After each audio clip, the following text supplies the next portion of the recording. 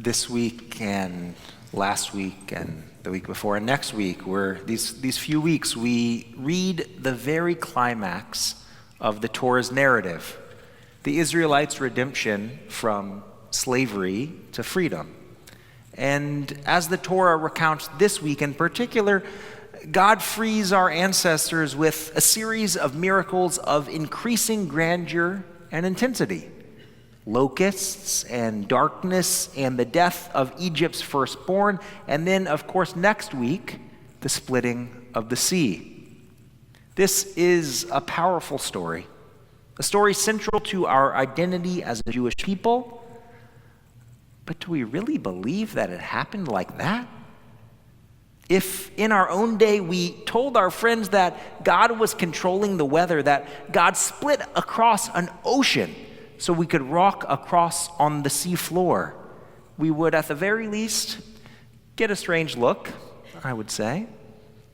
So in response to this outlandish notion that we read about, some of us might say, well, God used to act in miracles in the time of the Torah, but these days, God created gravity, God created biology and chemistry, and the world responds to those laws, not to God's whims or to a lightning bolt God throws down to alter history. And before the last couple of weeks, I would have said the same, in line with many theologies and theologians of the past century, that I don't believe in a God who contravenes the laws of nature. I would have told you I believe in a God who hears our prayers, sure, but who answers them? How could I be so sure as to say such a thing? And yet, I hope that you will indulge what I think is a very Jewish struggle, that maybe what I had come to believe about God is not quite right.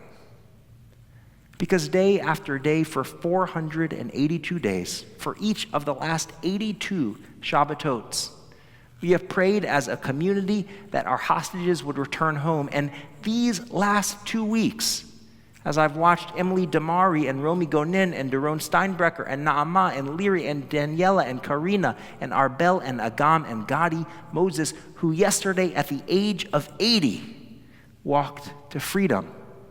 And thank God that yesterday 5 Thai hostages from Thailand were released to their families. As I watched them hug their mothers, their families, and their friends,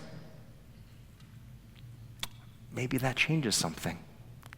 As I think each one of us who has seen these images and videos and who has tasted just a little bit of the redemption that our ancestors must have felt as they crossed the sea from bondage to freedom, I ask you, who is to say that this thing that we're witnessing, who's to say that's not a miracle? As I think of the 82 hostage walks that Eleanor and that Hannah Channon have led each and every Sunday at Sea Isle Park, reading the name of each and every hostage still in Gaza and the countless other Jews and people of conscience from around the world who have gathered in solidarity and prayer for their release, I ask, is this not the answer to our prayers? But of course, it is not only prayers that led us to this moment. When the parents of both Daniela Gilboa and Naama Levy spoke to the press after their daughter's release, they thanked the leaders who made this happen, from both, and I think we should admit, from both the Trump and the Biden administrations. And then touchingly, they thanked diaspora Jews, who they said stood with them and supported them. So it's not just God who brought us to this moment, but it's the tireless work of diplomats, of negotiators, the hostage families themselves, who were singularly focused on bringing their children home. Last July of 2024, Naama Levy's mom, Ayelet, who has become famous in Israel for her fierce advocacy of her daughter, gave an interview where she was asked about how she stayed so strong during this period. And this was her response, I'm quoting. She said, "I don't know about my strength. I don't know so much that I'm strong. I don't feel that. I get up every morning and I just tell myself, Na'amah is still there. And what am I doing? What am I going to do today? What's the next thing? How do we get her out? How can I save her? That's all that matters, she said. So I just keep going on that.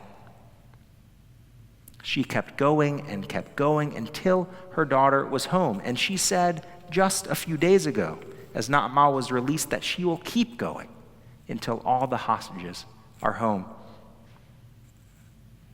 This current moment, our current moment, has its parallels in Jewish history. I think of our next major holiday, our next major festival, Purim, and it was individual people like Mordechai, like Achashverosh, like Esther, who brought about the redemption of the Jewish people. And yet the book of Esther, this is a fun trivia fact, and yet the book of Esther is the only book in the entire Hebrew Bible that does not mention God once. The only book in the Bible that doesn't mention God once. And it's no coincidence, I think, because the name Esther means something like I will conceal or I will hide.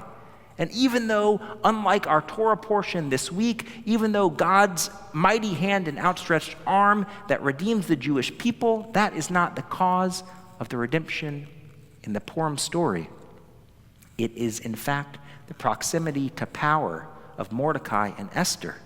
It's Esther's willingness to risk her own life to save her people, even though it was the act of humans. Who are we to say that there was no divine hand shaping our destiny?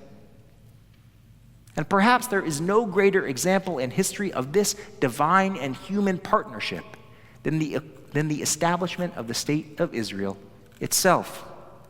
The world's most oppressed people, expelled from our homeland 2,000 years ago, returning from exile, broken and battered after the worst calamity in our history.